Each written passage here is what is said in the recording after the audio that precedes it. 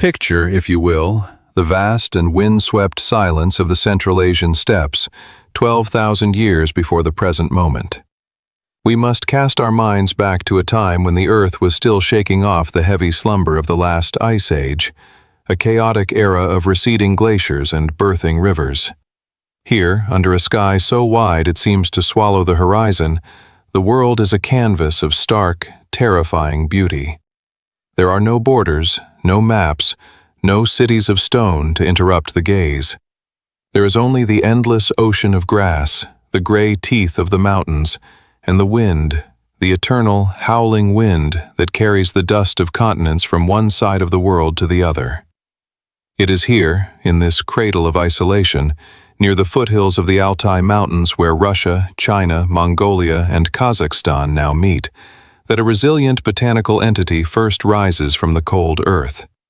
It does not announce its arrival with the vibrant colors of a tropical orchid or the towering majesty of a redwood. It arrives quietly, a humble, serrated survivor. It is not yet a source of controversy, nor a subject of law, nor a commodity of trade. It is simply a vibrant green struggle against the elements, a life form determined to persist in the harsh, unforgiving sunlight of the high altitude. In these ancient foothills, near the warmth of glacial streams that carve through the granite, the plant known to modern taxonomy as Cannabis sativa begins its quiet relationship with humanity. But to understand this relationship, we must first understand the plant itself, not as a product, but as a living being, a biological marvel engineered by millions of years of evolutionary trial and error. Picture the plant standing alone on a rocky slope. The sun here is fierce. The ultraviolet radiation at this altitude is intense enough to damage cellular DNA. To protect itself, the plant develops a unique defense mechanism. It begins to secrete a thick, sticky resin, a microscopic armor that coats its flowers and leaves. This resin is not an accident. It is a sunscreen, a shield against the desiccation of the wind and the burning gaze of the solar disk.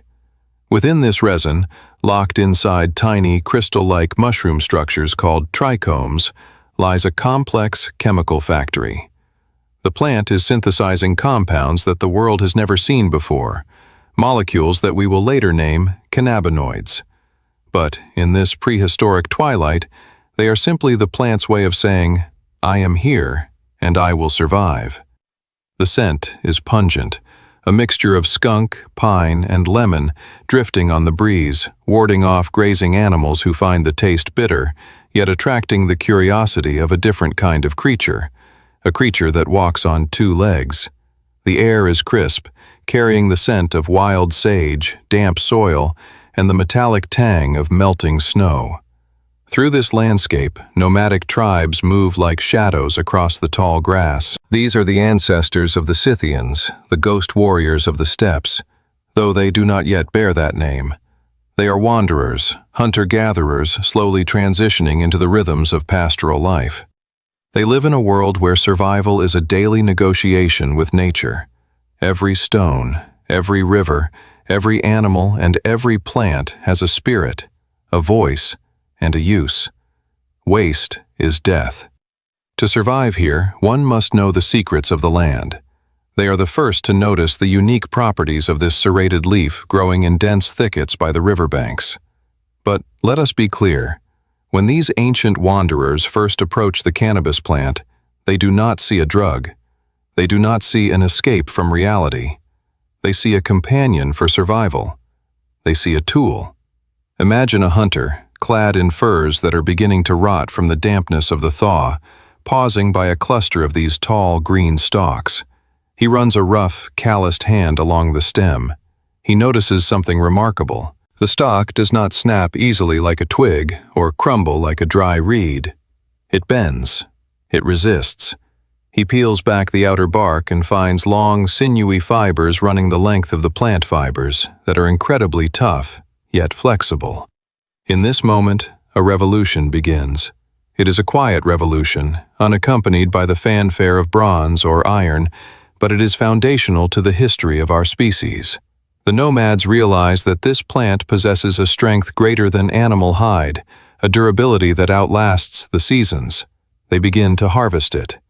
They learn to reap the stalks, soaking them in the cold mountain streams to let the bacteria dissolve the pectins, naturally separating the fibers. They sit by their fires, twisting these fibers together, their fingers dancing in a rhythm that will be repeated by millions of hands for thousands of years. They create ropes that do not snap under tension. They create bowstrings that send arrows flying true and far. They weave crude nets to catch the silver fish darting in the glacial runoff. They fashion textiles that breathe, clothes that are lighter than fur but strong enough to ward off the abrasive winds of the steppe. The plant, in its fiber form, becomes the skeleton of their material culture. It binds their world together. It lashes the poles of their tents. It harnesses their horses. It secures their burdens. Before cannabis ever touched the human mind, it touched the human hand. It was the chaotic world, ordered and tied down by the grace of the green stalk. But the story does not end with utility. The relationship between human and plant is destined to go deeper, to cross the physical barrier and enter the realm of the blood and the spirit. As the sun dips below the jagged peaks of the Altai, painting the snow in hues of violet and bruised orange, the temperature plummets. The vast silence of the steppe deepens. The nomads retreat to their shelters, seeking the safety of the fire. The campfire is the center of their universe. It is warmth, it is cooked food, it is protection against the prowling wolves. It is also the place of storytelling, where the elders speak of the ancestors who sleep beneath the frost, in the burial mounds that dot the landscape like earthen bubbles. It is inevitable, in the grand experimentation of human history, that the other parts of the plant would eventually find their way into the fire. Perhaps it was an accident. Perhaps a weary gatherer, having stripped the stalks for fiber, tossed the leftover flowers and seeds onto the glowing embers, seeing them as mere refuse. Or perhaps it was a deliberate curiosity, a desire to see how this pungent, sticky flower would burn. Picture the scene. The small felt tent is sealed against the cold. The fire in the center is dying down to a bed of hot, radiant stones. A handful of dried cannabis flowers, heavy with resin and ripe seeds, is cast upon the heat. Immediately, a transformation occurs. The resin, that ancient sunscreen evolved to fight the solar radiation, boils and vaporizes. A thick, gray-blue smoke rises, curling and twisting like a spirit released from its green prison. The scent fills the small enclosed space, an aroma that is earthy, musky, and overwhelmingly intense. The nomads, sitting close to the warmth, have no choice but to breathe it in. They inhale the thick, aromatic vapor. At first, there is coughing. The smoke is harsh.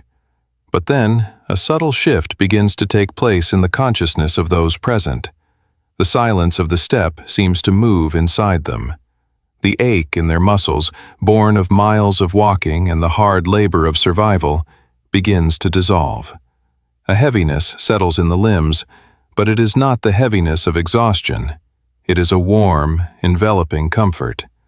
The flickering shadows cast by the firelight against the tent walls seem to dance with new significance. Time, usually measured by the movement of the sun and the beating of the heart, seems to slow down, to stretch out like the long fibers of the plant itself.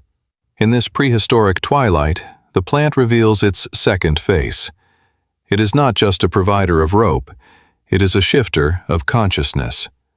But we must be careful not to project our modern understanding of recreational drug use onto these ancient people. For them, there is no distinction between the magical and the medicinal, between the hallucinations of the mind and the messages of the gods. They do not giggle or seek distraction. They sit in awe. They interpret this shift in perception as a bridge. The plant has opened a door. The barrier between the living and the dead, which usually feels like a thick wall, becomes as thin as smoke. They feel the presence of the ancestors. They hear the voices of the wind more clearly. They feel a profound sense of connection to the earth, to the herds, to the stars wheeling overhead in the cold, black sky. To them, the plant allows them to howl with the wolves and commune with the spirits. This is the birth of the ritual. We know this not just from speculation, but from the frozen tombs they left behind. Archaeologists, digging into the permafrost of the Paziric burials in the Altai Mountains, have found the evidence of this sacred relationship preserved by the ice. They found bronze cauldrons filled with burnt cannabis seeds.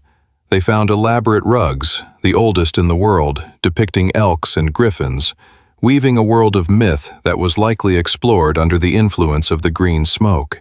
They found the mummified bodies of chieftains and priestesses, tattooed with intricate animal designs, sent into the afterlife with pouches of cannabis by their side.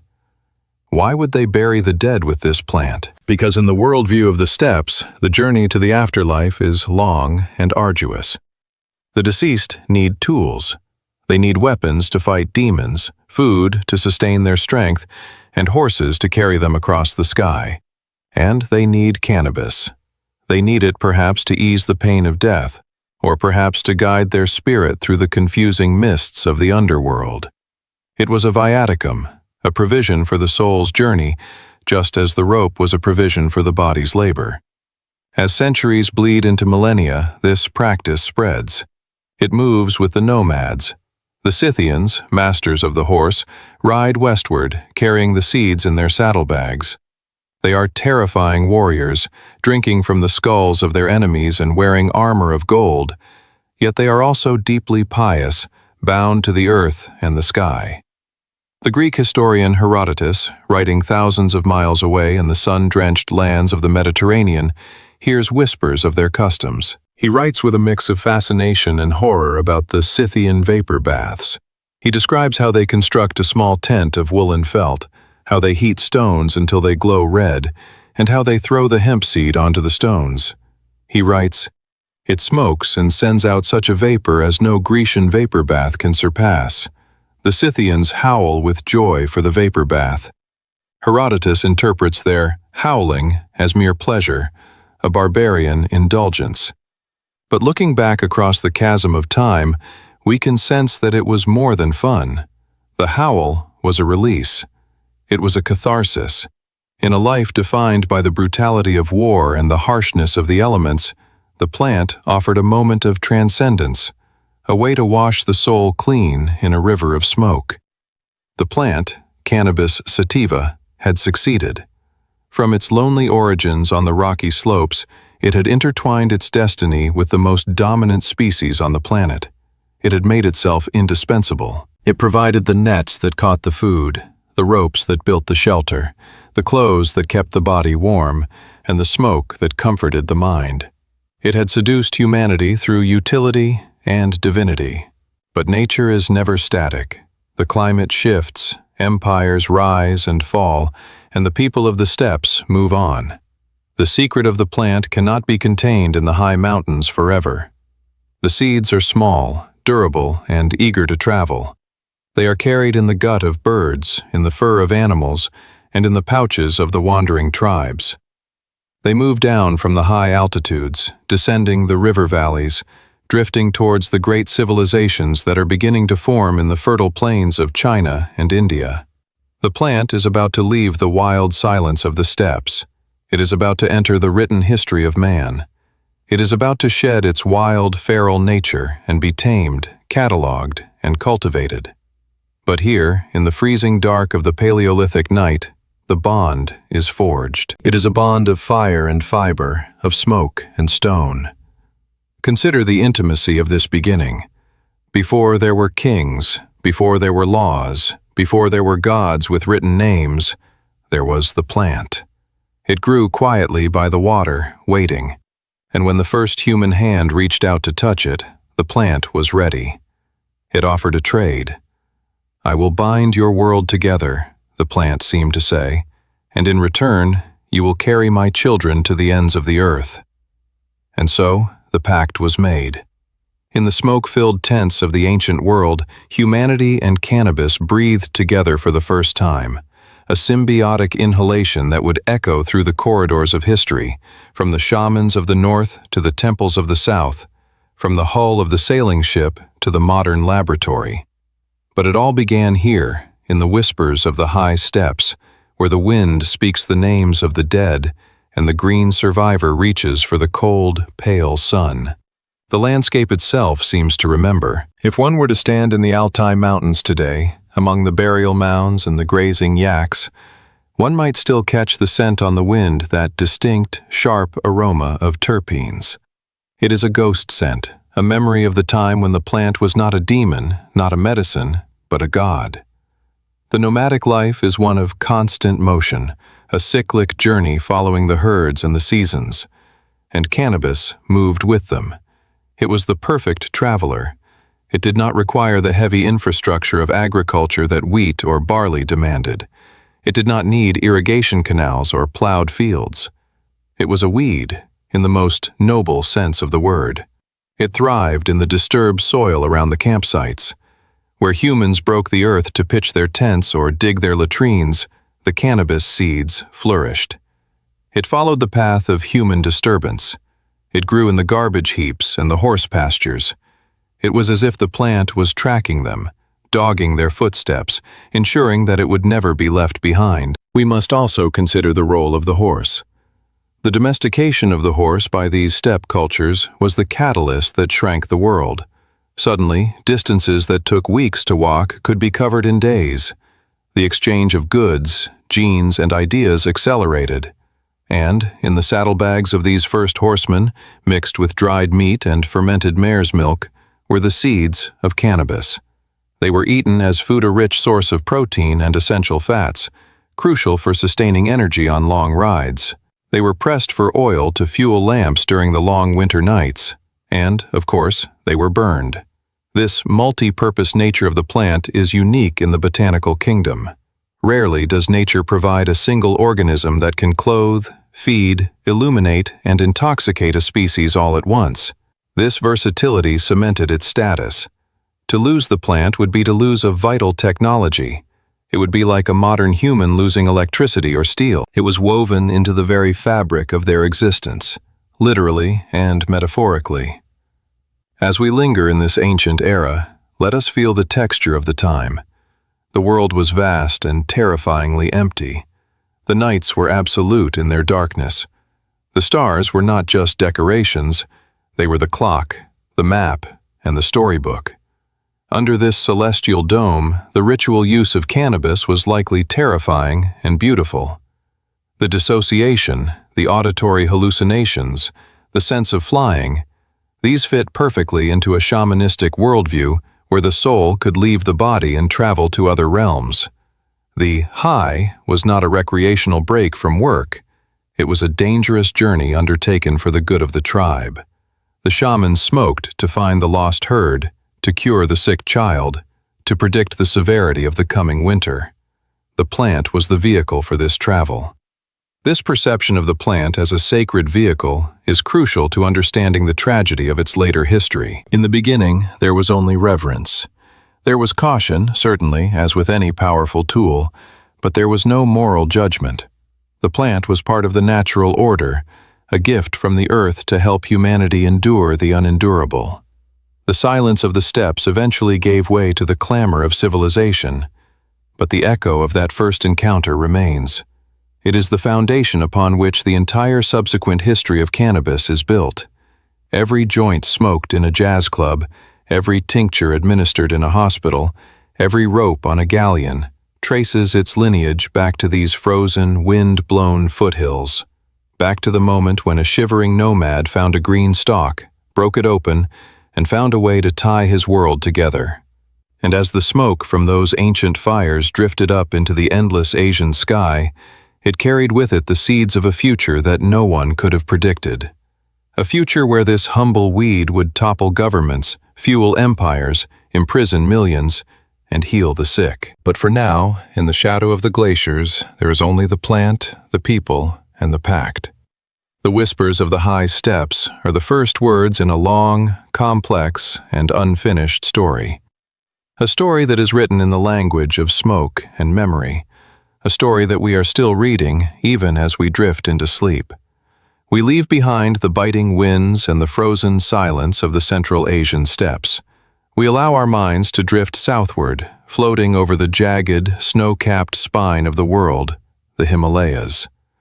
These mountains stand not merely as a physical barrier of stone and ice, but as a gateway between worlds, separating the nomadic wilds of the north from the ancient, brooding mysticism of the south. As we descend from these dizzying heights, the air changes. The crisp, thin atmosphere of the mountains grows heavy, humid, and fragrant. We are entering the vast, river-fed plains of the Indian subcontinent. It is the Vedic period, roughly 1,500 years before the Common Era. To understand the life of the cannabis plant here, we must first understand the texture of time itself in this land. This is an era before great stone temples rose to touch the sky, a time when history was written not in ink on parchment, but in memory and chant. It is a civilization built on sound.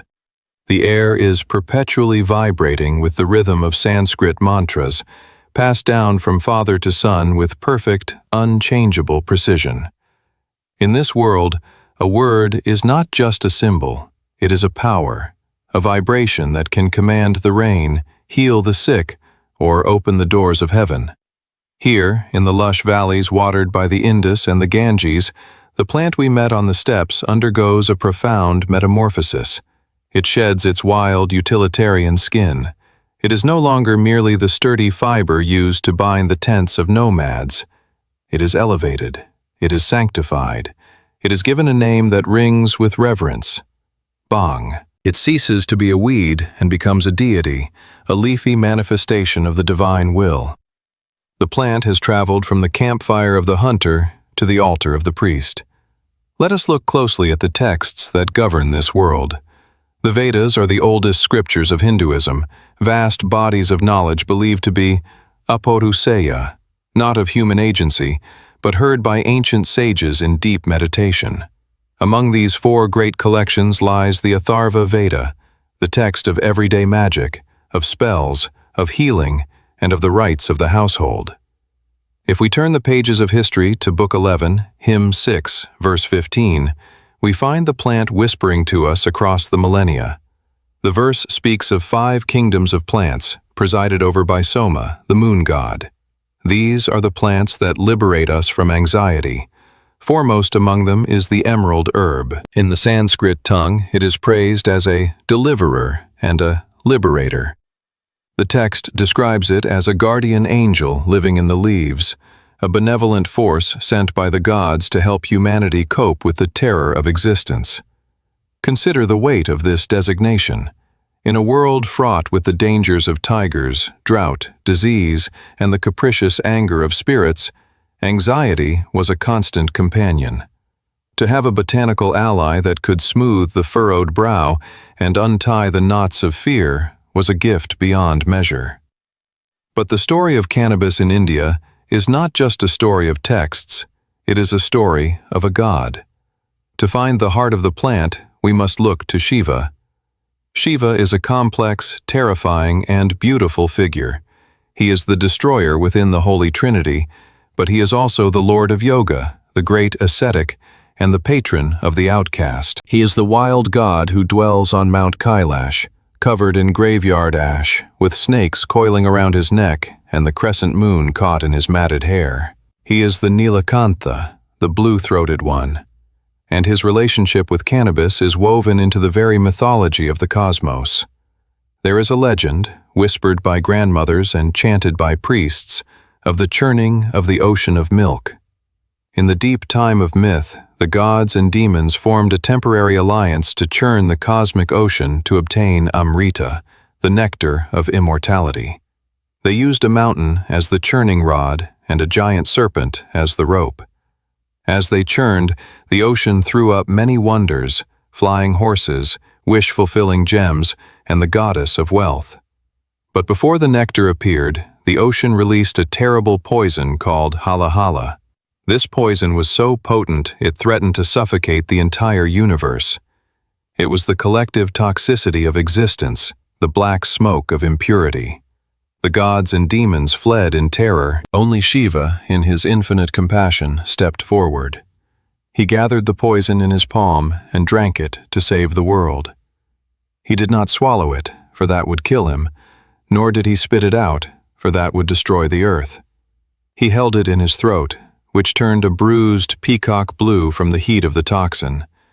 The heat of the poison was unbearable. Shiva was burning from the inside. To cool him, the other gods offered him water, milk, and the moon. But it is said that the only thing that could truly soothe the burning throat of the great god was the cooling paste of the cannabis leaves. In another version of the legend, Shiva, wandering in the heat of family conflict, or perhaps escaping the pestering of the other gods, collapsed under the shade of a tall, leafy plant. He tasted its leaves and fell into a deep, restorative sleep. When he awoke, the anger had dissolved into tranquility. The heat had turned to cool stillness. From that day forth, the plant was his favorite. It became Shiva Bhuti, the herb of Shiva. To consume the plant in this context is not an act of hedonism. It is an act of divine mimicry. It is a way to participate in the nature of the god. Picture, if you will, the banks of the Ganges at dawn. The holy city of Varanasi, the city of light, is waking up. The river flows like liquid silver, reflecting the first pale rays of the sun. The air is thick with the smoke of cremation fires and the sweet scent of marigolds. On the stone steps, or ghats, that lead down to the water, a ritual is taking place that has remained unchanged for thousands of years. A group of devotees sits in a circle. They are preparing bhang. This is not a quick process. It is a slow, rhythmic meditation. They take the fresh green leaves and buds of the female plant and place them on a flat stone slab called a sill. Using a heavy stone roller, or bata, they begin to grind the plant matter.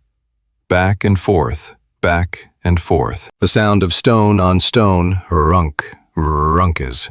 A hypnotic percussion that blends with the temple bells ringing in the distance. They add a little water, grinding the leaves into a fine, bright green paste. But they do not stop there. The paste is mixed with milk, heavy with cream.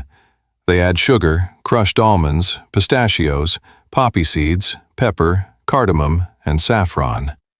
The result is a thick, fragrant, cooling drink known as tandai. This preparation is significant. In the West, fire is often used to unlock the plant's power through smoking. But here, in the heat of the Indian plains, the plant is often consumed as a drink, a cooling balm for the internal fire. When the devotee lifts the clay cup to their lips and drinks the bhang, they are not seeking a rush. They are seeking samadhi state of intense concentration and unity. They are drinking the grace of Shiva. As the liquid takes effect, the boundaries of the self begin to soften. The noise of the crowded city, the shouting vendors, the barking dogs, the wailing mourners, seems to recede into a distant hum. The mind, usually a storm of worries and plans, becomes a still pool. The devotee feels a heaviness in the limbs, a grounding sensation, as if they are sinking into the earth itself. It is a feeling of being held, of being protected by the guardian angel in the leaves. But the plant has another set of masters in this land, men who live on the fringes of society, walking the fine line between madness and enlightenment. These are the sadhus, the wandering ascetics. Imagine walking along a dusty road in rural India and seeing a figure approaching. He is naked but for a loincloth, his body smeared entirely in gray ash from the cremation grounds, symbolizing the death of his ego and his detachment from the material world. His hair is matted into long, rope-like dreadlocks, mirroring the roots of the banyan tree and the hair of Shiva himself. He carries nothing but a begging bowl and a trident. For the sadhu, cannabis is not a luxury, it is a tool of the trade. They smoke it in a clay pipe called a chillum. The pipe is straight, a simple cone of clay. The sadhu holds it vertically with both hands, forming a cup, and places a damp cloth over the bottom to filter the harsh smoke. He does not put the pipe directly to his lips, but kisses his own hands, inhaling the smoke through the chamber of his palms. Before he lights it, he shouts an invocation. Bom Shankar, or Jai Mahakal, calling upon the name of the Lord. Why do they smoke? The reasons are practical as well as spiritual. The life of a sadhu is hard. They walk thousands of miles barefoot. They sleep on the hard ground in the freezing cold of the Himalayas and the blistering heat of the deserts. Cannabis acts as an analgesic, dulling the aches of the body. It suppresses the appetite, allowing them to go for days with little food, freeing them from the constant demands of the belly so they can feed the hunger of the soul. But more importantly, they use it to stop the chatter. The human mind is often described in Eastern philosophy as a drunken monkey, jumping endlessly from branch to branch, thought to thought. The sadhus believe that the sacred smoke slows the monkey down. It creates a single-pointed focus. It allows them to sit in the lotus position for hours, eyes closed, turning their gaze inward to the universe within. In this state, the plant reveals its duality. It is a medicine, yes, but it is also a test. The ancient Ayurvedic physicians, the doctors of this Vedic era, recognized this. They classified cannabis as upavisha, semi-poison. They knew that if used without respect, it could lead to lethargy, dullness, and a fragmentation of the mind. But if used with the correct anupana, vehicle, and intent, it was a nectar. They used it to treat phlegm, to kindle the digestive fire, to cure insomnia, and to relieve the pain of childbirth.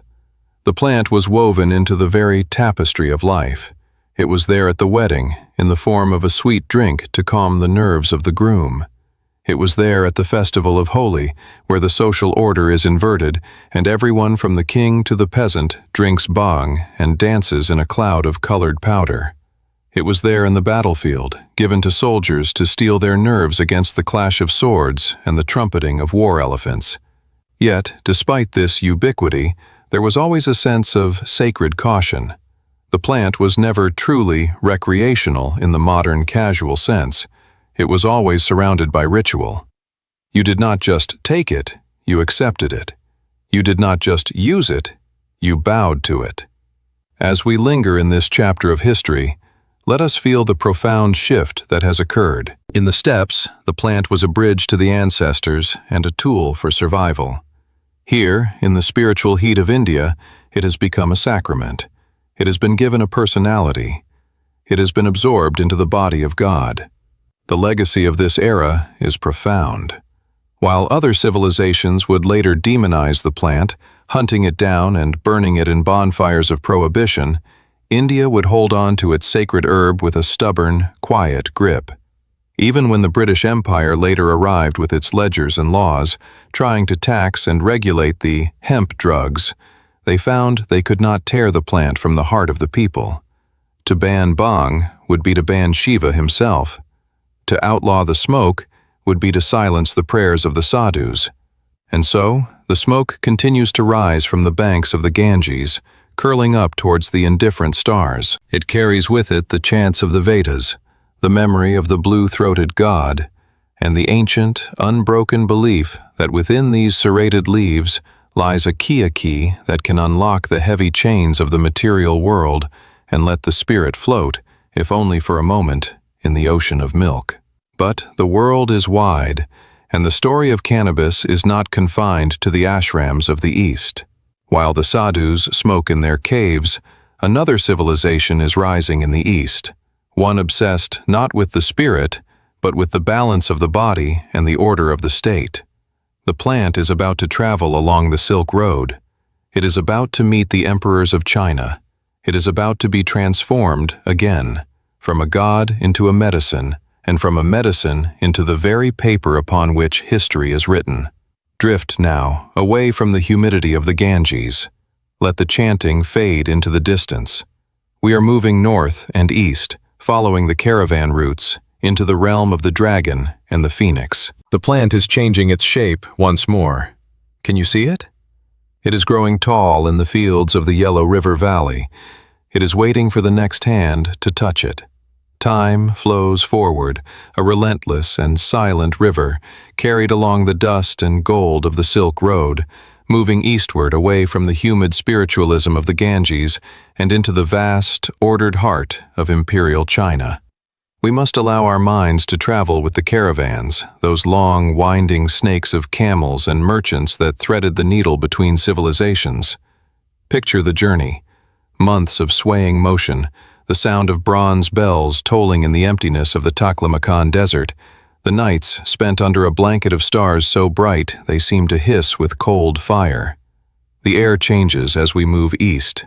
The scent of sandalwood and spicy curry fades, replaced by the smell of loess soil, millet, and the distinct, earthy aroma of wet ink. We are entering the Middle Kingdom, a civilization obsessed not with the chaotic churning of the cosmic ocean, but with harmony, structure, and the mandate of heaven. Here, the narrative of cannabis shifts profoundly. It sheds the robes of the blue-throated god and the wild skins of the nomad. It puts on the silk robes of the scholar and the rough tunic of the peasant. It moves from the spiritual to the foundational. In the courts of the Han dynasty and the fields of the Yellow River Valley, the plant is not worshipped, it is employed. It is the workhorse of civilization, a green engine driving the machinery of one of the world's oldest empires. To understand the plant's life here, we must look at the Chinese character for it, Ma. It is a pictogram depicting two plants hanging to dry under the roof of a shelter. It is a domestic image, a picture of harvest and storage. In ancient China, the country was often referred to as the land of mulberry and hemp. The mulberry fed the silkworm, providing the shimmering fabric for the aristocracy, but hemp clothed the masses. It was the fabric of the people. It was the shoe on the foot, the robe on the back, and the string on the bow. But before we touch the fiber, we must touch the mind of the emperor. We drift back into the mists of prehistory, to the era of the mythical Shen Nong, the divine farmer. Legend paints him as a figure of towering intellect and compassion, a man with a belly made of transparent jade, allowing him to see the digestion of everything he ate. He walked the wild hills, tasting the world, sampling the roots, leaves, and berries to determine which were food and which were poison. He was the first scientist, using his own body as the laboratory. In his great catalog, the Pen Cao Qing, or the Divine Farmer's Herb Root Classic, Shen Nong encounters the cannabis plant. He does not recoil from it, nor does he deify it. He categorizes it. He writes of the plant's dual nature with a calm, clinical precision. He observes that the seeds are nutritive, full of qi, capable of strengthening the blood and increasing vitality. But he also notes the power of the flowers. He writes that if taken in excess, the plant makes one see devils and run about madly. Yet, if taken with respect and over a long period, it can communicate with the spirits and lighten the body. Here we see the unique Chinese perspective, balance. The plant is a mixture of yin and yang. The male plant, tall and fibrous, is yang strong, structural, practical. The female plant, resinous and flowering, is yin mysterious, internal, psychoactive. The Taoist alchemists, those seekers of immortality hiding in the misty peaks of the Wudang Mountains, sought to harness this yin energy. They mixed the resin with ginseng and cinnabar, placing it in bronze braziers, inhaling the smoke to dissolve the heaviness of their mortal frames, hoping to become Xian immortals floating on the clouds. But the state, the Confucian bureaucracy that valued order above all else, was wary of the seeing of devils. They preferred the plant's healing touch to its hallucinogenic flight. We see the rise of the legendary surgeon Hua Tuo in the 2nd century AD. Imagine a surgery in ancient China, a terrifying prospect of pain and blood.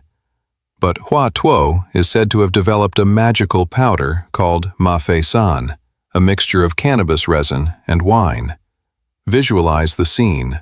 A wounded general, an arrow lodged in his shoulder, sitting stoically in a wooden chair. The surgeon approaches with a bowl of warm wine, green with the dissolved resin. The general drinks. A few minutes pass. The tension leaves his jaw. His eyes grow heavy, not with sleep, but with a profound dissociation. He is there, but he is not there. The surgeon cuts. The arrow is removed. The wound is stitched, and the general feels only a dull pressure, a distant echo of pain.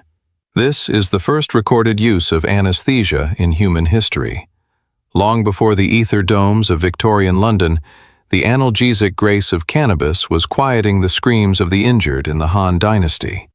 However, the true magic of this era, the innovation that would change the trajectory of the human species, lies not in the smoke or the medicine, but in the crushing of the fiber. We must turn our gaze to the murky vats of the imperial workshops. For centuries, knowledge in China was heavy. Writing was done on strips of bamboo bound together with leather or on pieces of expensive silk. A scholar's library did not fill a shelf, it filled a warehouse. To move a book required a cart. Knowledge was elitist, cumbersome, and rare. The emperor needed a way to govern his vast territories, to send orders that were light, durable, and cheap. He needed a new skin for his words. Enter the figure of Kai Lun, a eunuch in the imperial court, standing by a stream in the year 105 AD. He watches the women washing hemp clothes in the river. He notices that when the old, worn-out hemp rags fall apart in the water, a thin film of fibers floats to the surface. When this film dries on a rock, it forms a thin, white, flexible sheet. A spark of genius ignites. Visualize the process that follows. It is a sensory symphony of water and wood. Workers gather the hemp stalks, along with mulberry bark and old fishing nets, also made of hemp. They chop them into small pieces. They throw this mixture into great stone vats filled with water and lime. A fire is lit beneath the vat. The water boils, a rolling, gray turmoil. The heat and the lime break down the lignin, the glue that holds the plant cells together. The majestic height of the cannabis plant is dissolved into a gray, unrecognizable oatmeal-like pulp. Then comes the sound of the beaters. Thud, thud, thud. Men with heavy wooden mallets pound the pulp against stone slabs. It is a rhythmic, hypnotic sound, the heartbeat of a new technology. They are smashing the fibers, fraying them, creating a microscopic Velcro. The pulp is thrown back into a vat of cold, clear water. It hangs there, a cloud of suspended potential. Now, the papermaker steps forward. He holds a screen made of fine bamboo mesh framed in wood. With a fluid, practiced motion, a motion like a prayer, he dips the screen into the vat. He lifts it, catching a layer of the floating fibers. He gives it a gentle shake. Left, right, forward, back. This shake is crucial. It locks the fibers together in a random, chaotic weave. He flips the screen, depositing the wet sheet onto a stack of felt. It is pressed to squeeze out the water. Finally, it is plastered onto a heated brick wall to dry. As the steam rises and the sheet whitens in the sun, a miracle occurs. The hemp has been reborn. It is no longer a plant. It is paper. The world's first paper is hemp paper. Pause to consider the weight of this truth. The history of the East, its poetry, its bureaucratic laws, its astronomical maps of the stars, its calligraphic masterpieces, are all suspended in the fibers of cannabis. The medium is the message, and the medium is the plant. This invention travels. It cannot be contained. It moves west along the Silk Road, carried by the very caravans that once carried the raw resin. It reaches the oasis cities of Samarkand, where it is refined. It reaches Baghdad, sparking the golden age of Islam. It eventually reaches Europe, ending the dark ages of parchment and vellum. But it began here, in the vats of China, with the breakdown of the hemp stalk. There is a profound, tragic irony waiting in the wings of history. In the modern era, vast bureaucracies would produce millions of pages of laws prohibiting the cannabis plant. Arrest warrants, court transcripts, anti-drug propaganda posters for decades. These documents were printed on paper. And that paper, for a vast stretch of history, was made from the very plant they were condemning. The judge's gavel banged down on a desk covered in hemp paper, sentencing a man for growing hemp. The plant was the silent witness to its own persecution. But in the Han Dynasty, this conflict does not yet exist. The plant is celebrated. It is the minister of agriculture. We see the peasants paying their taxes in bales of hemp stalks. We see the soldiers marching to the Great Wall, their armor laced together with hemp rope, their bowstrings made of hemp, writing letters home on hemp paper.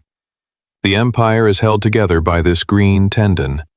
Let us drift into a quiet temple library in the Dunhuang caves centuries later. A monk is sitting by the light of a hemp oil lamp. He is reading the Diamond Sutra, one of the most important texts in Buddhism. The copy he holds is the oldest printed book in the world. It dates to 868 AD.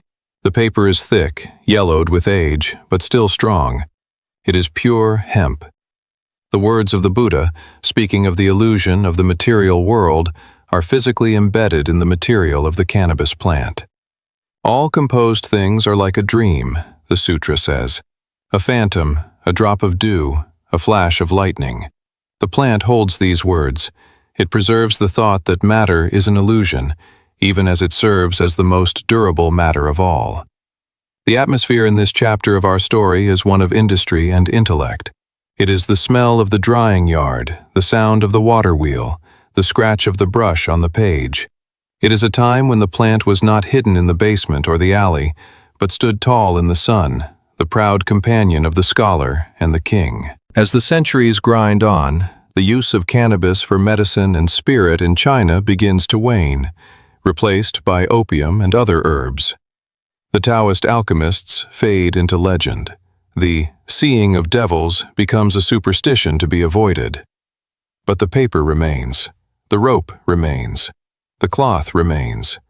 The plant retreats into the background, becoming invisible through its very ubiquity. It becomes the silent canvas upon which humanity learns to record its own consciousness. Imagine a single sheet of this ancient paper preserved in a museum. It is ragged at the edges. But if you look closely, with a microscope, you can still see them, the tiny, interlocking fibers of the stalk. They are the same fibers that the Scythians touched on the steps. They are the same fibers that Shiva's devotees wore as rough cloth. But here, they have been beaten into a new purpose. They have become memory. In this way, the plant achieves a different kind of immortality. It does not just alter the mind, it externalizes the mind. It allows a thought to leave the brain of a philosopher and travel across 1,000 years to land in your mind today. The cannabis plant became the boat that carried human history across the river of time. Without it, the past would have dissolved like smoke in the wind. So, as we leave the ordered courts of China, let us acknowledge the debt. We are moving towards a time of complexity, of shadows and light in the Middle East, but we carry with us the paper. The map we follow is drawn on hemp. The history we read is written on hemp. The plant is no longer just a biological entity. It has become the substrate of civilization itself. Drift now, following the paper trail westward. The sun is setting over the Great Wall, casting long shadows over the fields of Ma. The caravans are moving again, towards the setting sun, towards the deserts of Arabia, where the plant is about to be rediscovered by a culture of poets, mystics, and astronomers. The golden age is waiting. The hashish is waiting. The smoke is about to rise again. The journey continues, carried on the back of the green fiber, into the starry nights of the Arabian desert. The wheel of history turns, grinding slowly against the bedrock of time. We leave behind the mists of the Yellow River and the rhythmic pounding of the Chinese paper mills. We watch as the sun dips below the horizon of the east, casting the world into the velvet embrace of night. But as the shadows lengthen across the globe, we do not find darkness everywhere.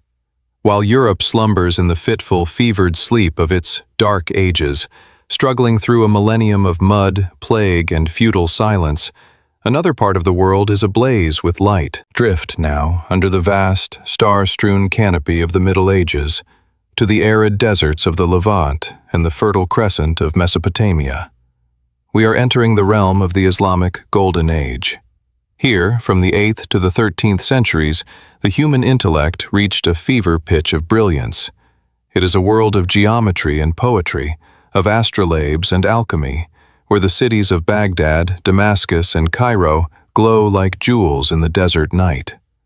The air here is heavy, textured with the heat of the day trapped in the stone walls of the madrasas and the palaces. It carries the scent of roasted cardamom, the sweet dust of the caravan tracks, and the resinous smoke of frankincense. And beneath these aromas, weaving through the crowded souks and the quiet courtyards, is another scent pungent, earthy, and undeniably potent.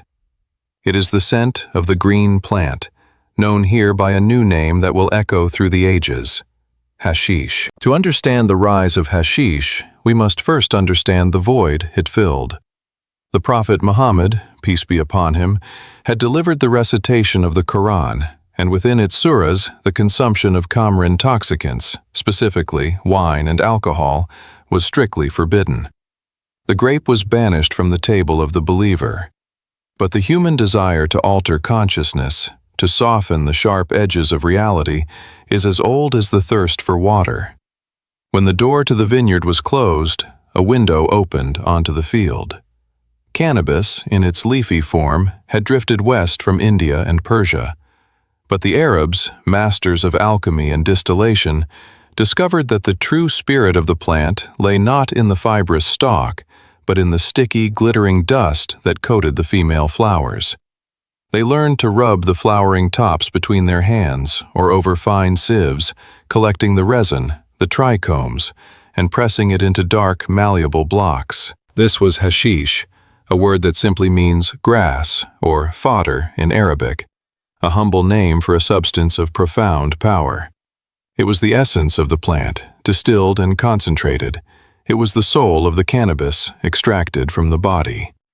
The plant occupies a complex gray twilight in this society. It is not explicitly named in the Quran. The scholars debate, is it khamr, an intoxicant, or is it a medicine? Is it a vice of the low-born or a key to the divine? This ambiguity allows the plant to flourish in the shadows and the light, becoming a companion to two very different groups of men, the lovers of God and the agents of death. Let us first walk into the solitude of the wilderness. Imagine the dry, scrubby hills outside a city like Nishapur or Konya. Here, wandering in tattered woolen robes, are the Sufists, the mystics of Islam. They are the seekers of fana, the annihilation of the self in the presence of God. They reject the material world, the wealth of the caliphs, and the rigidity of the orthodox scholars. They seek a direct, burning experience of the divine beloved. Legend tells of a reclusive Sufi sheikh named Haydar, a man of rigid asceticism who lived in a monastery in the mountains of Persia. For years, he was known for his somber demeanor, his face etched with the seriousness of his devotion. One day, during a sweltering afternoon, he wandered alone into the fields. He noticed a plant standing tall under the merciless sun, its leaves dancing as if possessed by a private joy, while all other vegetation wilted in the heat. Drawn by this resilience, Haydar ate the leaves. When he returned to his disciples, the transformation was startling. The somber monk was beaming. His eyes possessed a sparkling, liquid depth. He was talkative, joyous, and radiated a serene energy. He told them of the green one, the plant that had lifted the veil of sadness from his soul. He called it the wine of Haydar. For the Sufi, hashish became a tool, a spiritual technology. They did not use it to escape reality, but to penetrate it.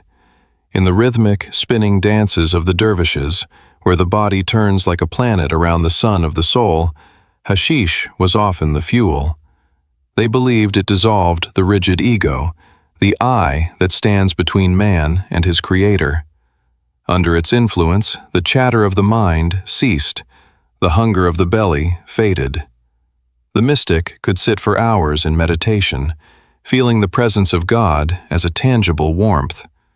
They called it by many poetic names: the bush of understanding, the morsel of thought, the violet of the sages. It was the grass of the poor, a holy sacrament available to those who had no gold to buy influence. In the tea houses and the dervish lodges, the tekkas, the green paste was consumed in measured doses. The Sufi poets wrote verses praising its ability to polish the mirror of the heart, allowing the divine light to reflect without the dust of worldly worry. But where there is light, there is shadow. We must now leave the peaceful, spinning dancers and travel north to the rugged, impenetrable Alborz mountains of Persia. The wind here is cold and sharp, howling through the crags. Perched atop a sheer cliff, defying gravity and reason, stands the fortress of Alamuth, Eagle's Nest. This is the stronghold of the Nizari Ismailis, a breakaway sect led by the brilliant, terrifying strategist Hassan-i Sabbah, known to history as the Old Man of the Mountain. The legends that curl around this place are thick and intoxicating, mixed with the bias of their enemies and the romance of European travelers like Marco Polo. The story goes that Hassan-i Sabbah needed a weapon to fight the powerful Seljuk Empire that surrounded him. He had no great army, no vast treasury. So, he cultivated loyalty. The legends whisper that he created a paradise on earth within the walls of his fortress, a garden hidden from view, filled with milk and honey, exotic flowers and beautiful women. He would take young men, drug them with a potent potion, often said to be hashish, and carry them asleep into the garden. When they awoke, surrounded by pleasures they had only heard of in the descriptions of the Islamic heaven, they believed they had died and entered paradise. They would spend a day or two in this bliss, only to be drugged again and thrown back into the cold reality of the fortress. When they woke, confused and heartbroken, Hassan would tell them, "You were in paradise, and if you obey my commands, if you give your life for the cause, I can send you back there forever." These were the Hashishins, the users of hashish. From this word, the dark etymology of the West draws the term assassin. We must tread carefully here, for history is a hall of mirrors. Modern historians argue that the hashish part of the legend may have been a slur used by enemies to describe the sect as outcasts or madmen, rather than a literal description of their tactics. It is unlikely that highly trained spies and killers performed their delicate missions while intoxicated. Yet, the myth persists because it speaks to the perceived power of the plant. To the medieval mind, hashish was a substance capable of hacking the human soul, of rewriting desire, of commanding absolute obedience. It was seen as a key that could unlock the gates of heaven or hell. Whether or not the assassins were stoned on their missions, the reputation of the plant was forever altered. It acquired a dark glamour. It was no longer just the herb of the mystic, it was the fuel of the fanatic. It was the dryness that severed the cord of fear. Leaving the mountains, we descend into the civilized heat of the great cities. Baghdad, the city of peace, and Cairo, the victorious. Here, under the enlightened rule of the caliphs, the House of Wisdom stands as a beacon of human achievement. While European monks were scraping ink off old parchments to reuse them, Arab scholars were translating Aristotle, Galen, and Plato, preserving the intellectual heritage of antiquity. In the cool, dim light of the libraries, surrounded by walls of books, the physicians of the Golden Age debated the nature of cannabis with scientific rigor. These were men of observation, not superstition. The greatest among them was Ibn Sina, known to the West as Avicenna. In his monumental Canon of Medicine, which would serve as the standard medical textbook in Europe for centuries, he analyzed the plant. He classified cannabis according to the Galenic system of humors. He described it as hot and dry in the 4th degree. This was a serious classification. Dryness, in this medical system, meant that it consumed the vital fluids of the body. Ibn Sina and his contemporary Al-Razi wrote of its duality. They acknowledged its use as a diuretic, a treatment for earaches, and a way to treat dandruff and skin infections. They noted its ability to dissolve flatulence and, crucially, to banish unpleasant memories. But they also sounded a note of warning, a rhythmic drumbeat of caution that echoes the concerns of Shen Nong centuries before. They warned that excessive use dried out the brain. They believed the brain was a moist organ, and the smoke of the hashish acted like a desert wind, desiccating the mind, leading to a loss of memory and a dulling of the senses. They wrote of the confusion of the imagination. One physician, Ibn al-Baitar, described it as a suffocator of the soul, if misused. He observed the hashish eaters of the Cairo slumsmen who sat in a stupor, their eyes red, their giggles uncontrollable. He saw the potential for social decay. This was the era of the first true prohibition debates. Scholars argued fiercely. Was it permissible? Was it a violation of the sanctity of the mind? In the year 1253, the Mamluk Sultan Baybars, seeing the lethargy spreading through his troops and the populace, ordered a crackdown. Soldiers marched into the valley of the Jinn outside Cairo, where the plant was cultivated. They ripped the cannabis from the earth, piled it in a great green mountain, and set it ablaze. The smoke of that bonfire must have drifted over the city, a heavy, ironic cloud of the very substance they were trying to destroy. It was the first skirmish in a war that continues to this day. Yet, despite the warnings of the doctors and the edicts of the sultans, the plant had woven itself into the fabric of daily life. It had become a cultural fixture, as ubiquitous as the cup of coffee would later become. Enter the world of the 1001 Nights. In these stories, told by Scheherazade to save her life, hashish plays a recurring role. It is the narrative device of the trickster. We hear tales of the hashish eater, who, under the influence of the drug, imagines himself to be a king, ordering around imaginary servants, only to wake up in a gutter being mocked by children. These stories were comedies, social satires that revealed the plant's place in the popular imagination. It was the poor man's heaven. It was the vehicle for the artificial paradise. The method of consumption had also evolved. The simple throwing of seeds onto stones was gone. Now there was the nargil, the hookah, the shisha. Picture the scene in a Cairene cafe at twilight. Men sit on low cushions, the intricate tile work of the walls glowing in the lantern light. In the center of the circle sits the water pipe, an object of beauty made of brass and glass. The hashish is mixed with tobacco, after its introduction later, or molasses, and placed in the clay bowl. A piece of glowing charcoal is placed on top. As the smoker draws, the smoke is pulled down through the water, bubbling with a soothing, rhythmic sound, gurgle, gurgle, gurgle. The water cools the smoke, purifying it, moisturizing the dry heat that the doctors warned against. The pipe is passed from hand to hand, a social bond. In this circle, there is no hierarchy.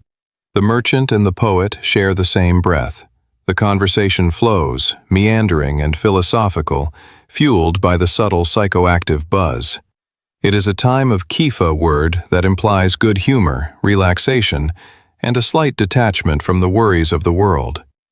There is a heaviness to the air here, a sensory richness that is almost overwhelming.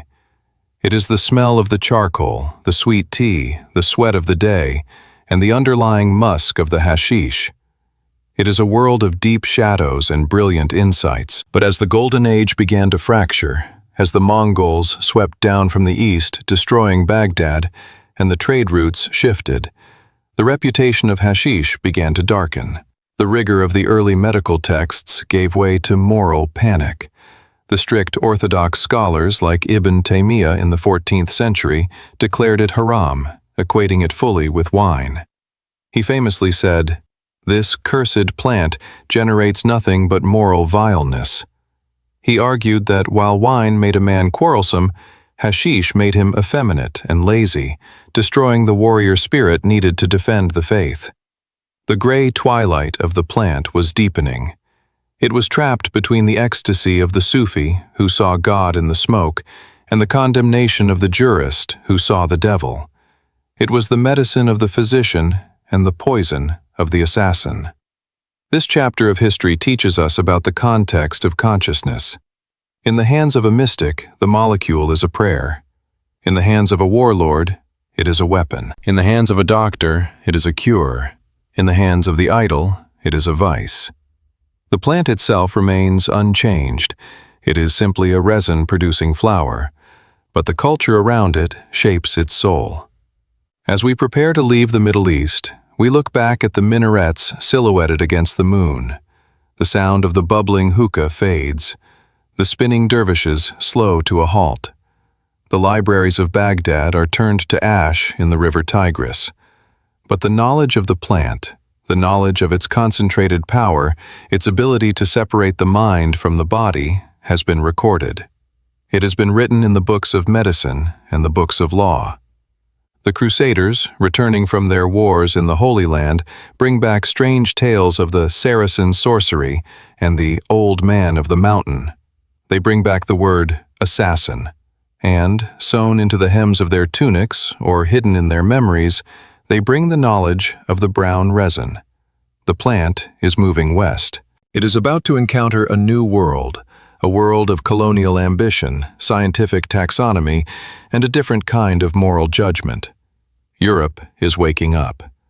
The age of sail is dawning, and the canvas that will catch the wind of this new era is made, once again, of the very fibers of the plant. But here, in the fading light of the Islamic Golden Age, hashish remains a mystery wrapped in smoke, a pharmacon in the ancient Greek senses, simultaneously a remedy, a poison, and a scapegoat. The biography of the molecule continues, carried on the breath of poets and the sword tips of warriors, drifting towards the expanding horizon of the modern world. The night is deep, and the stars are bright over the desert. The smoke rises, twisting like a serpent, disappearing into the infinite dark. The wind picks up now. It is no longer the dry, dusty gale of the Asian steppes, nor the spice-laden breeze of the Arabian desert. It is a wet, heavy wind, smelling of salt, brine, and the rot of the deep ocean. We are entering the age of sail. The world is expanding. The neat, flat maps of the ancients are being rolled up and replaced by vast, terrifying charts of blue, marked with sea monsters and the ragged edges of new continents. And at the heart of this expansion, driving the wooden hulls through the crashing waves, is the cannabis plant. But here, in the 16th, 17th, and 18th centuries, the plant is not a mystic. It is not a god. It is a machine. It becomes the silent engine of global empire. To understand the scale of this, we must visualize the technology of the day. A ship of the Linea massive British or Spanish warship is the most complex machine humans have ever built up to this point. It is a floating city of oak and iron, but without cannabis, it is a dead log in the water. Every ship is a cathedral of hemp. Look up at the masts, the sails that catch the trade winds, those billowing clouds of white that power the vessel across the Atlantic, are woven from cannabis fibers. The very word canvas is an etymological ghost, a linguistic fossil derived directly from the Latin word cannabis. To say, hoist the canvas, is to say, hoist the weed. But it is not just the sails. Look closer at the rigging. The miles of rope required to operate a ship, the halyards, the shrouds, the anchor cables thick as a man's thigh, are all spun from hemp. Why? Because hemp possesses a unique virtue. It resists the rot of salt water. Cotton would disintegrate. Jute would snap. Only cannabis has the tensile strength and the chemical resistance to survive the punishment of the sea. A single mid-sized vessel requires 60 to 80 tons of hemp rigging. A fleet requires a forest. Therefore, the plant becomes a strategic necessity, a resource as vital to national security as oil would become in the 20th century. The crowned heads of Europe, King Henry VIII, Queen Elizabeth, the Tsars of Russia, look at the plant not with suspicion, but with desperate need. If you run out of hemp, your navy cannot sail. If your navy cannot sail, your empire dies. Consider the geopolitical chessboard. The great supplier of hemp for the Western world is Russia. The vast, cold plains of the Slavic East are carpeted in green stalks. Britain, an island nation with a voracious appetite for cordage but limited land, is dependent on this Russian supply. It is a vulnerability that keeps admirals awake at night. And so, the order goes out to the colonies. We drift across the gray Atlantic to the New World, to the fertile soils of Jamestown, Virginia, and the rolling hills of Pennsylvania. Here, the history of America begins with a mandate: grow hemp. In 1619, the Virginia Assembly passes a law. It is not a suggestion, it is a decree. Every farmer must grow Indian hemp. It is illegal not to grow it. In times of shortage, farmers are thrown in jail for failing to meet their quota. The plant is legal tender. You can pay your taxes in hemp. You can buy a horse with hemp. The fibers are the currency of the colony. Imagine the life of a settler in these early days. The work is brutal. The breaking of the hemp, the process of shattering the woody stalk to get to the fibers, is back-breaking labor performed in the winter months. The air in the barns is filled with the dust of the plant. It is a scene of industrial agriculture devoid of the spiritualism of the sadhus. George Washington grows it at Mount Vernon. Thomas Jefferson cultivates it at Monticello, inventing a new device to process the stalks more efficiently.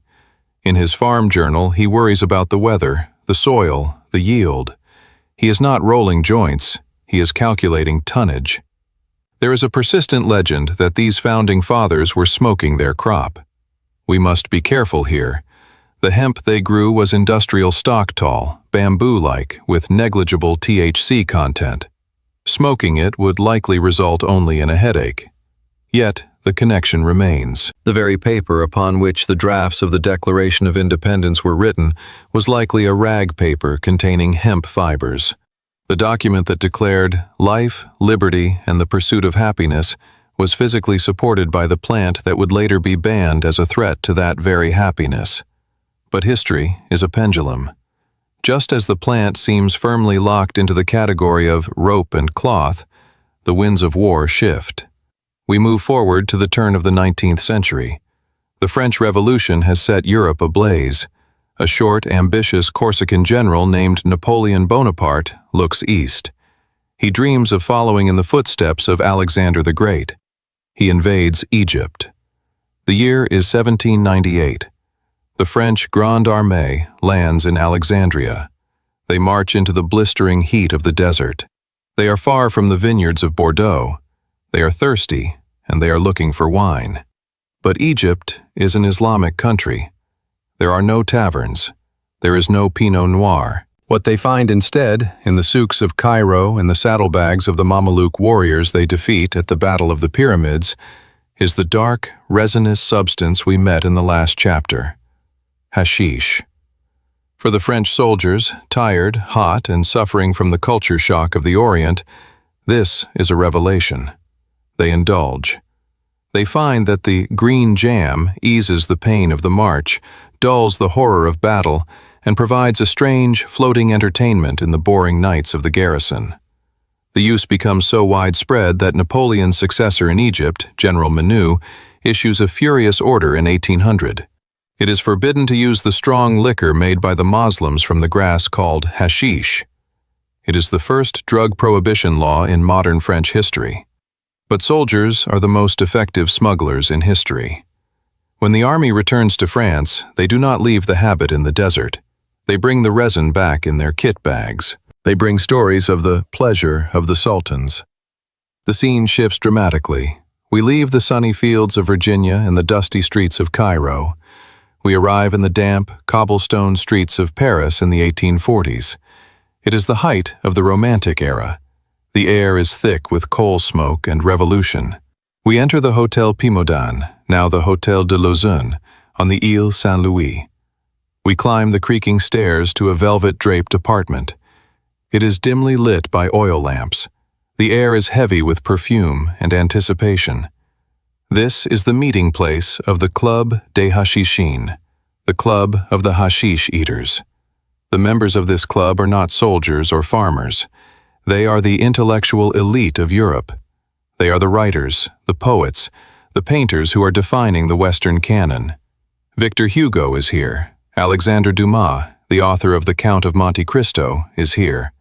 Honoré de Balzac is present, though skeptical. And at the center of it all is the brooding, brilliant poet Charles Baudelaire and the psychiatrist Dr. Jacques-Joseph Moreau de Tours. Dr. Moreau is the ringmaster. He is the first Western scientist to systematically study the psychoactive effects of cannabis, but he does not study it on rats, he studies it on poets. He believes that hashish causes a purely intellectual psychosis, a temporary madness that can help him understand the minds of the insane. He prepares the dose. It is not a pipe. It is a confection called dawamesk. It is a greenish jam made of hashish resin, cinnamon, cloves, nutmeg, pistachio, sugar, orange juice, and butter. It tastes sweet, spicy, and earthy.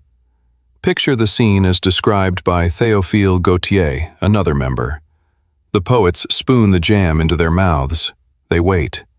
At first, there is conversation, laughter, the clinking of wine glasses.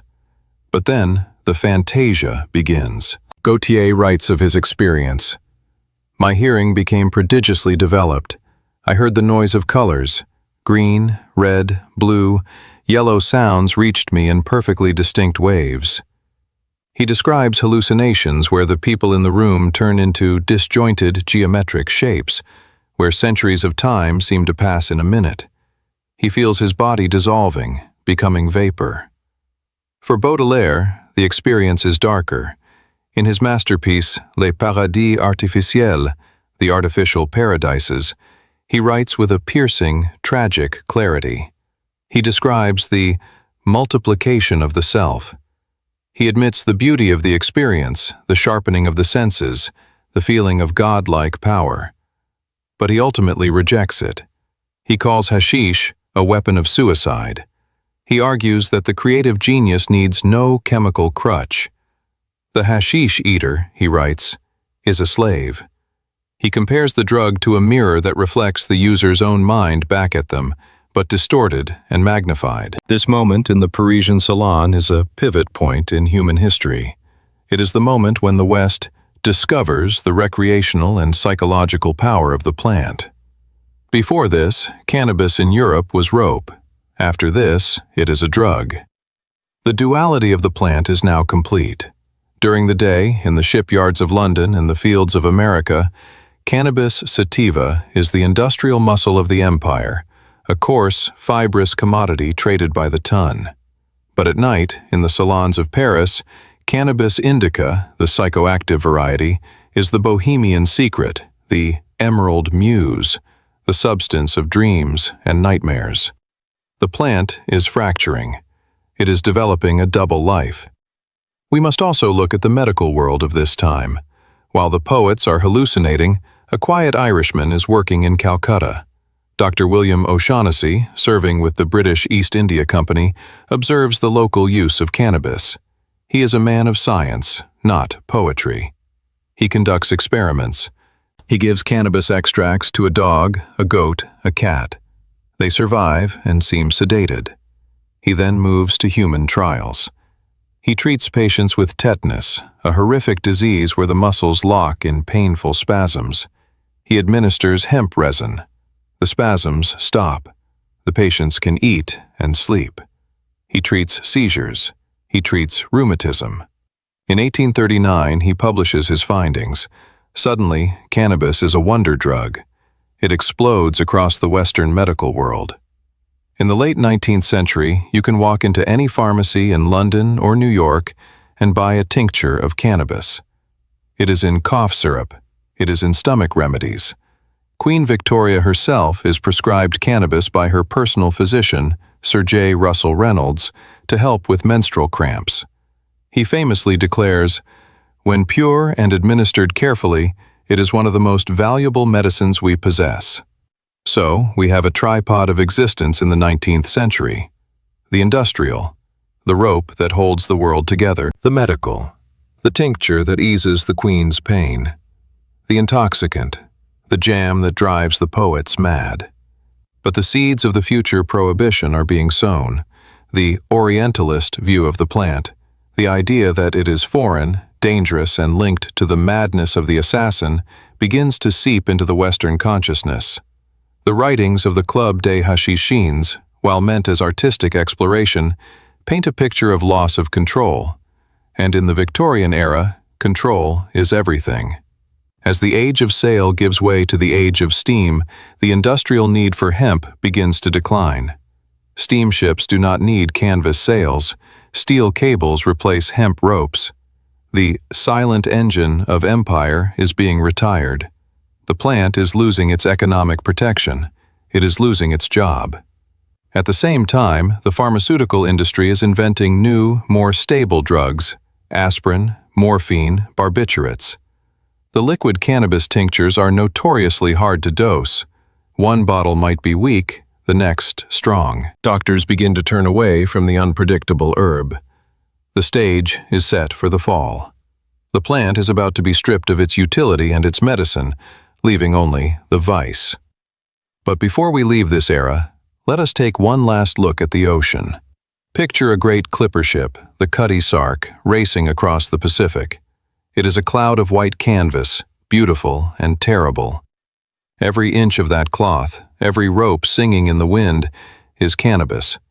It is a reminder that for centuries, the global economy literally hung by a hemp thread. The globalization of the world, the tea from China, the cotton from India, the sugar from the Caribbean, was all carried on the back of this plant. And in the captain's cabin, perhaps there is a bottle of chlorodyne, a stomach mixture containing cannabis tincture. And in the forecastle, perhaps a sailor who had visited Bombay is smoking a pipe of something that smells sweeter than tobacco. The plant is everywhere, yet it is nowhere. It is invisible in its ubiquity. But the winds are changing again. The salt air is fading. We are approaching the 20th century.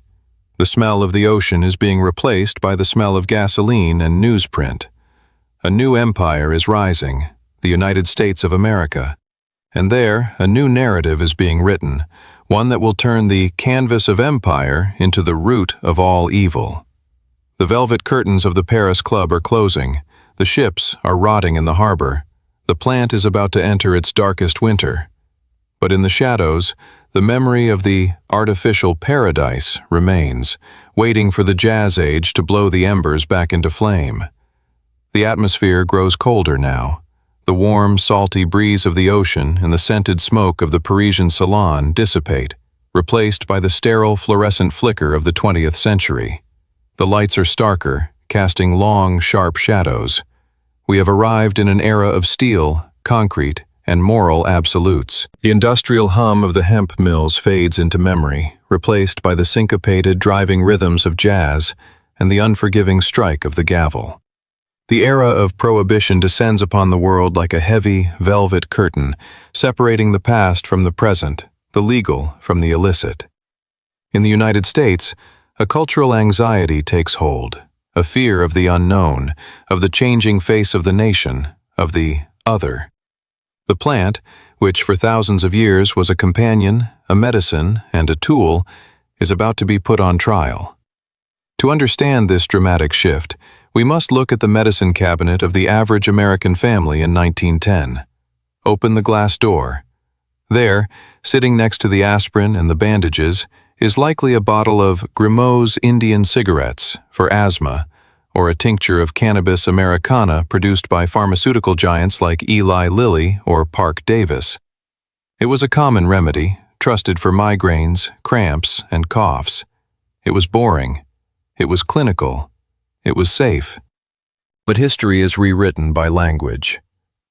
In the 1930s, a linguistic sleight of hand occurs. The word cannabis, with its scientific Latin legitimacy, is systematically erased from the public lexicon. It is replaced by a new word, a word borrowed from the slang of the Mexican Revolution, a word chosen specifically to sound foreign, exotic, and threatening to the white American ear: marijuana. This rebranding is not accidental, it is a strategic weapon. By disassociating the medicine from the drug, the architects of Prohibition can attack the substance without attacking the doctors. Marijuana is painted not as a medicine, but as a vice of the borderlands, a smoke inhaled by Mexican immigrants fleeing the violence of the Revolution and by African American musicians in the segregated South. It is framed as an alien invader. Enter the figure of Harry Anslinger.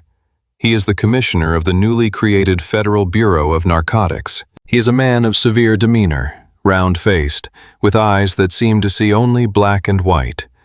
With the end of alcohol prohibition in 1933, his department needs a new dragon to slay.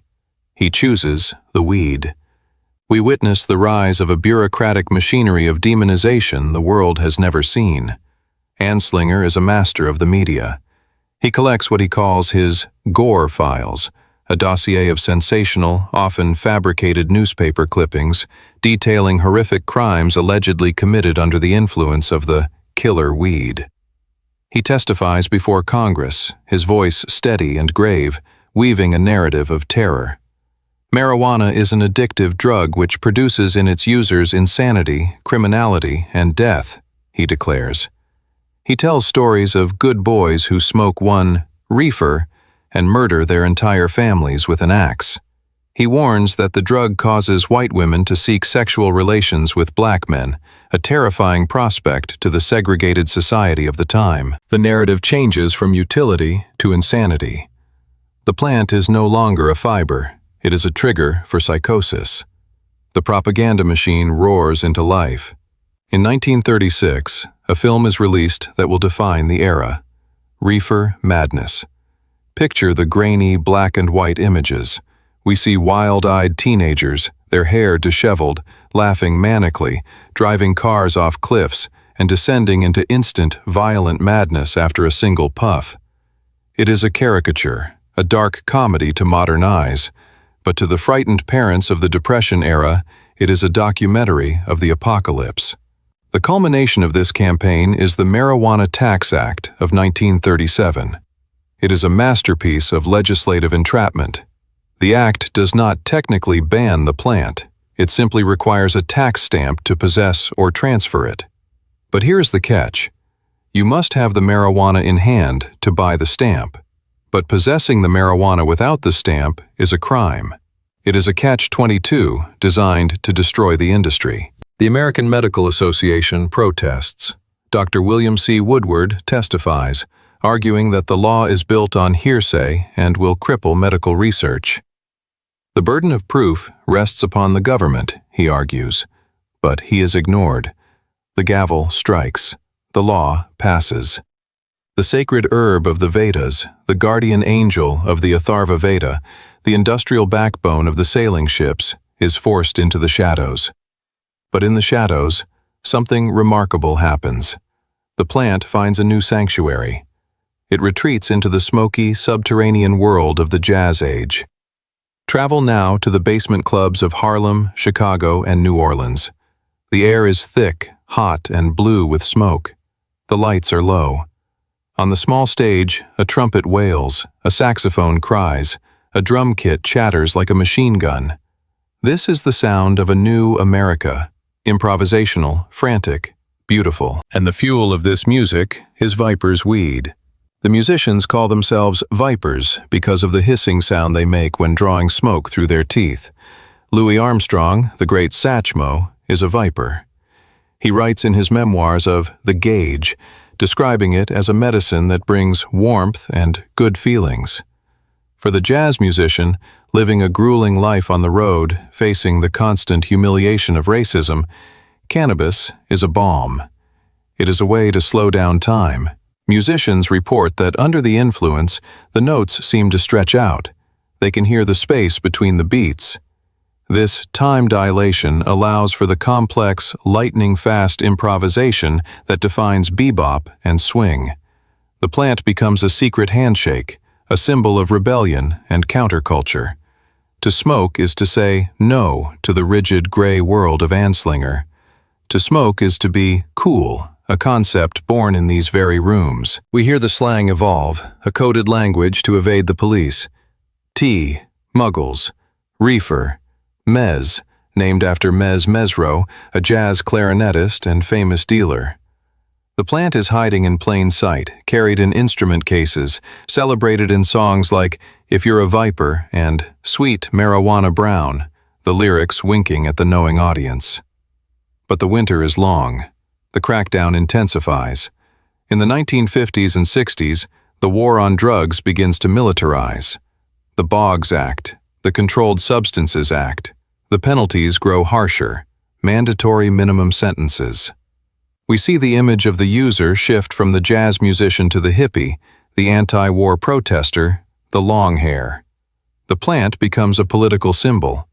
To the establishment, it represents chaos, apathy, and the rejection of American values. To the youth, it represents peace, expansion, and the rejection of war. The gavel strikes again and again. Thousands, then millions of lives are altered not by the plant, but by the arrest. We see the iron doors of prisons slamming shut. We see fields of wild hemp, the ditchweed, descendants of the patriotic crops of 1776, being burned by flamethrowers. The memory of the paper of kings is gone. The memory of the medical tincture is gone. There is only the illicit drug, the Schedule I substance with no accepted medical use. It is a time of forgetting. A collective amnesia settles over the West. The history we have traveled through, the Scythian tents, the Chinese paper mills, the ships of the line, is erased from the textbooks. The plant is stripped of its dignity. It is treated as if it fell from the sky in 1960, a sudden plague with no past. The ancient relationship between human and plant, a bond forged in the fires of the Paleolithic era, is severed by the cold steel of the law. Yet, nature is patient. A seed can sleep for decades. In the underground, in the dorm rooms, in the private gardens of the defiant, the species survives. It waits. It waits for the hysteria to fade. It waits for the science to catch up. It waits for the wheel to turn once more. As the 20th century draws to a close, the cracks in the wall begin to appear. The AIDS crisis, the cancer wards, the patients who find that nothing, no legal pill, no synthetic chemical, stops the nausea like the forbidden smoke. The compassionate use movement begins in San Francisco. A new generation of activists, not driven by hedonism but by mercy, begins to challenge the gavel. The shadows are deep, but they are not empty. The plant is there, breathing, growing, whispering. The winter has been long and harsh, but the spring is coming. The receptors in the human brain are waking up. The final chapter of our story is about to begin, the renaissance of the biological connection that can no longer be denied. We stand now at the threshold of the modern day. The courtroom is quiet. The jazz has faded. But the science is growing louder. We arrive, finally, at the present dawn, a slow, hesitant awakening after a century of fitful sleep. The heavy velvet curtain of Prohibition, though still hanging in places, is becoming threadbare, moth-eaten by the persistent questions of science and the undeniable anecdotes of healing. The atmosphere shifts once more. The smoky, rebellious blue of the jazz club and the harsh, interrogative glare of the police station soften into the clean, white, impartial light of the laboratory. The gavel falls silent, replaced by the quiet hum of the centrifuge and the rhythmic beep of the mass spectrometer. We stand at a precipice of understanding. For nearly 100 years, the conversation around cannabis was dominated by moralists, politicians, and law enforcement. It was a conversation about crime, about deviance, about the corruption of the soul. But in the late 20th and early 21st centuries, a new voice entered the room, the voice of biology. And what it whispered was not a confirmation of our fears, but a revelation of our own internal architecture. To understand this renaissance, we must travel to Jerusalem in the 1960s. We find ourselves in the cluttered, aromatic laboratory of a young chemist named Raphael Mechoulam. He is a man of insatiable curiosity, puzzled by a gaping hole in scientific knowledge. By the mid-20th century, we knew the active chemistry of opium, morphine, and coca leaves, cocaine. We had isolated them, named them, and understood them. But cannabis remained a pharmaceutical orphan. It was a mystery wrapped in a leaf. Mechoulam, obtaining hashish from the local police, a surreal transaction where the law unwittingly fueled the science, begins the tedious work of isolation. In 1964, he isolates the molecule delta-9 tetrahydrocannabinol. He names it THC. For the first time, we can look the ghost in the eye. We identify the specific arrangement of carbon, hydrogen, and oxygen atoms responsible for the high, for the visions of the sadhus, and the paranoia of the poets. But the true revolution does not happen in the beaker. It happens in the body. For decades, scientists assumed that THC worked like alcohol, a dirty drug that simply dissolved into cell membranes and disrupted them clumsily. They were wrong. Fast forward to 1988. In a lab in St. Louis, researchers Alan Howlett and William Devane are searching for the mechanism. They use a radioactive synthetic cannabinoid to trace where the molecule goes in a rat's brain. When they develop the film, they see a constellation of glowing points. The brain is lit up. They have discovered a specific receptor, a protein lock designed to fit the cannabinoid key. They name it CB1.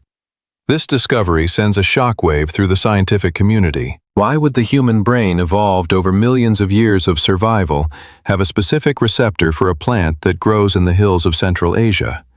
Nature is economical. It does not build complex biological structures for recreational drug use. The existence of the lock implies the existence of a key. If we have the receptor, we must produce the molecule ourselves. The search turns inward. In 1992, back in Jerusalem, Mechoulam's team hunts for the endogenous, internal cannabinoid. They search through pig brains, refining and refining, until they find a tiny, fleeting wisp of a molecule. It acts just like THC, but the body makes it. Mechoulam, reaching back into the Sanskrit history of the plant, names it anandamide, from the word ananda, meaning bliss or divine joy. The poetry of this moment is staggering. The bliss molecule is not an invader, it is a resident. We discover a second key, 2AG, and a second receptor, CB2, found primarily in the immune system. We realize we have stumbled upon a massive hidden physiological system, the endocannabinoid system, ECS. It is a master regulator. It exists in the brain, the gut, the skin, the bones, the reproductive organs. Its role is simple yet profound. Homeostasis, balance. When the body gets too hot, the ECS cools it down. When the neurons are firing too rapidly, as in a seizure or anxiety, the ECS sends a message to calm them.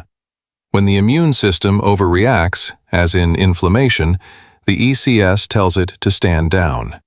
Professor Mechoulam famously summarizes the function of this system. Relax, eat, sleep, forget, and protect. Consider the implication. The forgetting that the medieval Arab doctors warned against, the dryness that erased memory, is actually a crucial biological function. We need to forget. We need to let go of trauma, of pain, of the irrelevant details of the day. The ECS helps us extinguish bad memories. It is the biological mechanism of moving on. The wheel of history turns full circle with a deafening click. The plant is no longer just the devil's harvest or the sacred offering. It is a mirror.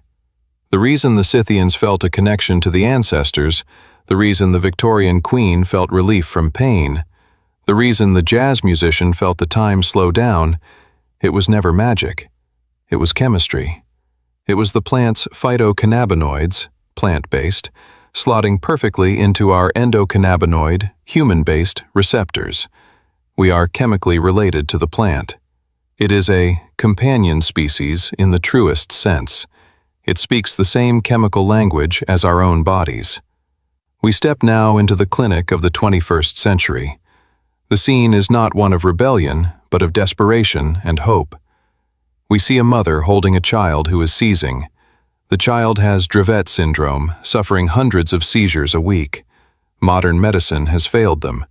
The pills do not work. In a moment of last resort, they turn to a high CBD oilin extract of the plant that does not intoxicate, but calms. We witness the seizures stop. The storm in the brain quiets. The child smiles. It is a moment that echoes the ancient Chinese texts which spoke of the plant undoing the madness. We see the science validate the folklore. The FDA approves Epidiolex, a cannabis-derived medicine. The wall of no medical use crumbles. We see the elderly veteran, his body broken by war, his mind haunted by PTSD. The opiates prescribed by the VA leave him a zombie, addicted and dull. He turns to the plant. He finds that it dulls the physical pain without stopping his heart, and it helps him forget the trauma just enough to sleep. He is the modern counterpart to the Scythian warrior, using the smoke to heal the wounds of battle. We see the cancer patient, wasted by chemotherapy, unable to eat. The plant, through the munchies mechanism that was once a joke in stoner comedies, becomes a lifesaver. It stimulates the appetite, allowing the body to fuel its own fight for survival. The stigma begins to evaporate like morning mist under the rising sun of data. It does not disappear overnight. Generations of fear are hard to unlearn, but it thins. We see a cultural shift. The stoner archetype, the lazy, confused dropout, is replaced by the patient, the athlete, the wellness seeker. In the legal markets of North America and Europe, the aesthetic changes. The shady alley deal is replaced by the dispensary. These are spaces of glass, light, and wood, resembling high-end technology stores or pharmacies. The product is tested, labeled, and dosed. We see terpene profiles listed on the package. Limonene for energy, myrcene for sleep, a scientific validation of the different strains the jazz musicians whispered about. But this renaissance is not without its shadows. The plant remains complex, powerful, and double-edged. The high-potency extracts of the modern era shatter, wax, oils with 90% THC, a far cry from the mild, seeded herbs of the Woodstock era.